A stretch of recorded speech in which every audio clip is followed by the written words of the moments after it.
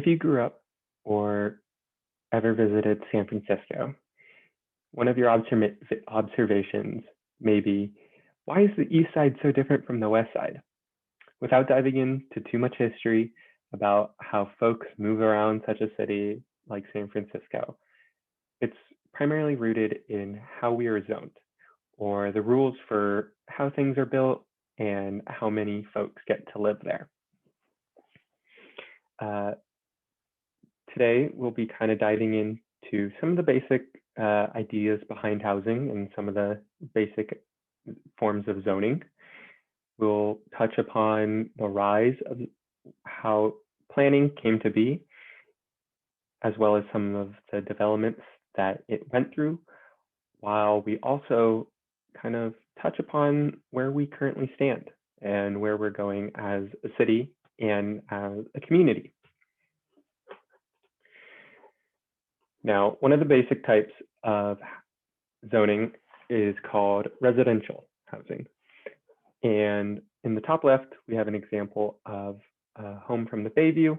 And in the bottom right, we have something which can be sometimes called a Richmond special, where it's multiple addresses stacked into kind of one plot of land.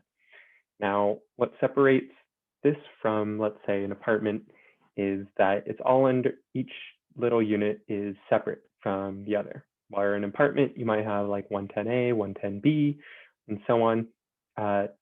Within a Richmond special, you have a 1736 or a 1780, each one being independent on its own. Next, we have mixed housing. Now, mixed housing is an example of whether it be apartments, as shown in top left, which is currently a project proposed in Mission, or condos, as along Ocean Beach in the bottom right. This unit in particular being where my friend lives and I've visited multiple times. Now, while there is other zoning outside of housing, there is, it can be shown in multiple colors here on the map. Some of the red being our downtown neighborhoods, blue being industrial, purple being dedicated neighborhood corridors, which are reserved for merchants, small businesses.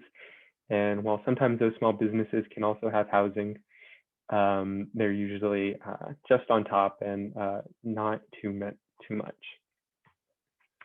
Now, zoning kind of arose in the 1800s, primarily out of sheer pettiness in some ways.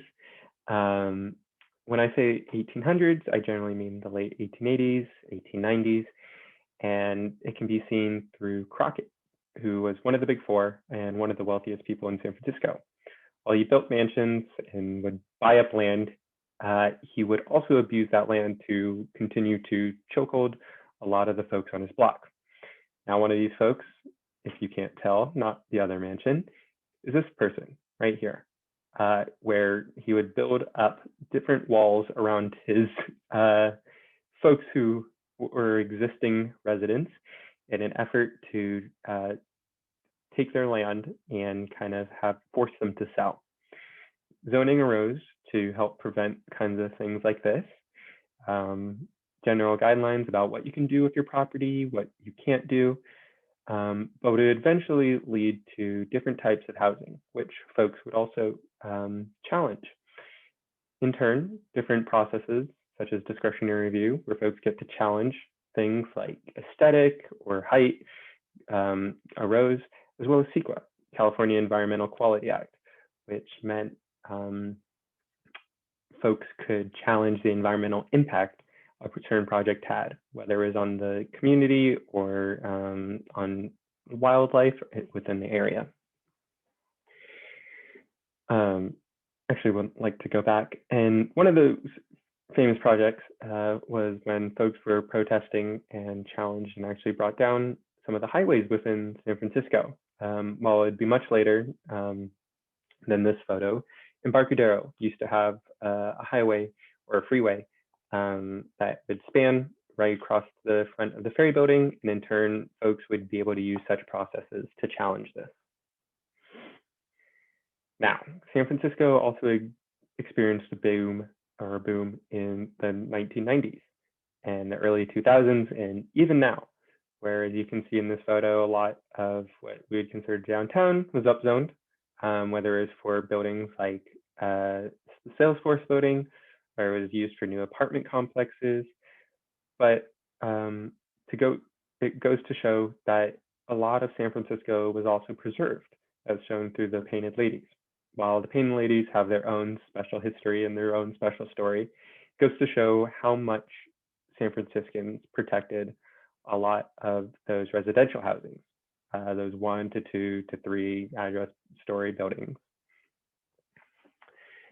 Currently, it is illegal, or it's not permitted to build apartments or a lot of those mixed housing in 73% of the city, as shown by the oranges, the reds, as opposed to the greens, which show a lot of apartments and condos. And for instance, you can see it throughout the Mission, through downtown, through the Fillmore, and through a lot of those neighborhoods. While there's a lot of questions about San Francisco's housing, one of the most important parts that's been taken into consideration is equity. Equity of having the east side, the neighborhood traditionally occupied by folks of color, being forced to upzone and build more housing, as opposed to the west side, a neighborhood I grew up in, where things have relatively stayed the same. So hopefully this brings a little bit of insight about kind of where housing came from, the different types, as well as some of the history and where we currently stand, and some of the hot topics that folks might get into when following up on housing. So thank you.